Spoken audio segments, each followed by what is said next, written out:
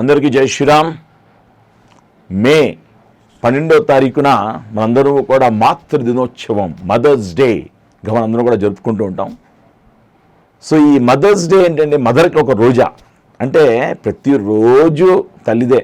వాళ్ళకి ఎప్పుడూ కూడా ఒక సెలవా ఒక ఇది అంటూ ఉండదు. ఎప్పుడూ కూడా నిరంతరము కూడా వాళ్ళు ఎప్పుడూ కూడా ఆలన పాలన భావితరాలుగా ఆలోచిస్తూ పని చేస్తూనే ఉంటారనమాట. ఈరోజు చూస్తుంటుంటే నాకు ఈ తల్లులు మాతలు అనేవి 4 రకాలుగా ఉంటాయండి. మన ముందే, మన కళ్ళ ముందే చిక్కిపోయి బక్కగా అయిపోయి శరీరం అంతా కూడా ముడతలు పడిపోయి అలాగ అయిపోతూ ఉండేది కన్న తల్లి.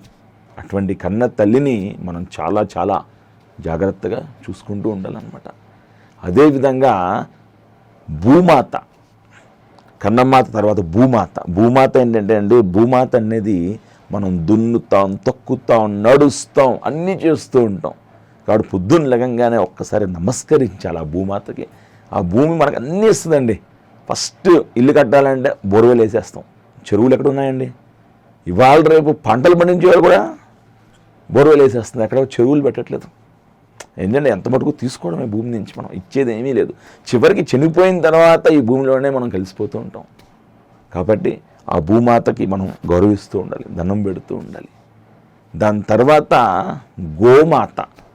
ఈ గోమాత అనేది సకల దేవతా స్వరూపం. అన్ని స్వరూపాలు కూడా ఆ గోమాతలో ఉంటాయి. ఆక్సిజన్ తీసుకుని ఆక్సిజన్ ఇచ్చేటువంటి ప్రాణి గోమాత.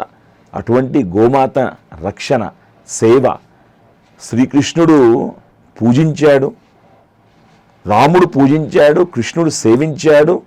ఆ దేవదేవుడు వెంకటేశ్వర స్వామి ప్రాణాలు అర్పించాడు. అటువంటి గోమాత మనం ఎప్పుడూ కూడా గౌరవిస్తూ, ఆ గోమాతకి ఎప్పుడూ కూడా మనం ప్రదక్షిణాలు చేస్తూ, ఆ గోవుకి బొట్టు గంట గడ్డి పెడుతూ ఉండాలి. దాని తర్వాత ఎప్పుడైతే కన్నమాత, భూమాత, గోమాత బాగుంటారో లోకమాత మనందరినీ కూడా కరుణిస్తూ ఉంటుందన్నమాట. మనకి ఎటువంటి రోగాలు ఏమీ రాకుండా ఆ లోకమాత వెలలా కూడా మనందరినీ కూడా కాపాడుతూ ఉంటుంది. ఈరోజు ఎలా అయిపోయిందంటే ఈ లోకమాతని మర్చిపోయాం, భూమాతని మర్చిపోయాం, గోమాతని మర్చిపోయాం, కన్నమాతని కూడా మర్చిపోతున్నారండి ఇవాళ. ఎందువలంటే గృహస్థాశ్రమాలు చాలా పెరిగిపోతున్నాయి, ముఖ్యంగా భారతదేశంలో. ఒకానొక రోజునంటండి ఒక ఆయన చాలా బాగా డబ్బులు సంపాదించాడంట. ఆయన విదేశాల్లో ఉన్నాడంట. సడన్గా తల్లికి బాగాలేదని తెలిసిందంట. అమ్మా ఏమైంది?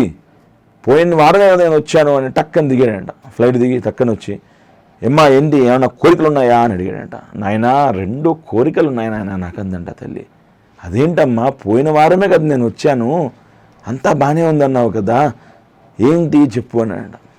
ఎండలకి మండిపోతున్నాయి నాన్న, సడన్గా రాత్రి ఆకలేస్తుంది, ఒక ఫ్రిడ్జ్ పెట్టినన్నా ఇక్కడ అన్నంట. ఇంకేంటమ్మా అన్నాడంట. ఇంకోటి నాన్న, అసలు సడన్గా మా రాత్రి నిద్ర పట్టట్లేదు, అసలు ఒక ఏసీ పెట్టినన్నా అన్నాడంట. అదేంటమ్మా, మొన్న వచ్చినప్పుడు ఏం చెప్పలేదు నాకు. నాన్న ఇదంతా నాకు కాదురా, నీకు. రేపు పెద్ద అయిన తర్వాత నువ్వు కూడా ఇక్కడే ఆశ్రమంలో ఉంటావు కదా, నీ గురించి ఆలోచిస్తున్నాను అందంట తల్లి. తల్లి. అటువంటి మాతృ దినోత్సవం మనందరము కూడా ఇవాళ రేపు చాలామంది కోరేది ఏంటంటే కొడుకు కూతురు ఒక 5 నిమిషాలు మాట్లాడితే చాలు అని పొంగిపోతున్నారు ఎంతోమంది తల్లిదండ్రులు. అటువంటి తల్లిని మాతని మనందరము కూడా గౌరవిస్తూ మనం భరత మాత అంటాం. అటువంటి భారతదేశంలో ప్రతి ఒక్కరూ కూడా ఈ యొక్క మాతృ దినోత్సవం రోజు ప్రతి ఒక్కరూ కూడా కనీసం ఈ రోజు నుంచి అయినా కానీ మీ తల్లితోటి కనీసం ఒక 10 నిమిషాలన్నా మీ యొక్క విలువైన సమయాన్ని వాళ్ళతో కేటాయిస్తూ ఉండండి. పెద్దవాళ్ళు ఎవరైతే వాళ్ళ ఇంట్లో ఉంటారో వాళ్ళతోటి మాట్లాడుతూ ఉండండి. మరొక్కసారి మీ అందరికీ కూడా మాతృ దినోత్సవ శుభాకాంక్షలు తెలియజేస్తూ భారత్ మాతాకి జై. జై శ్రీరామ్.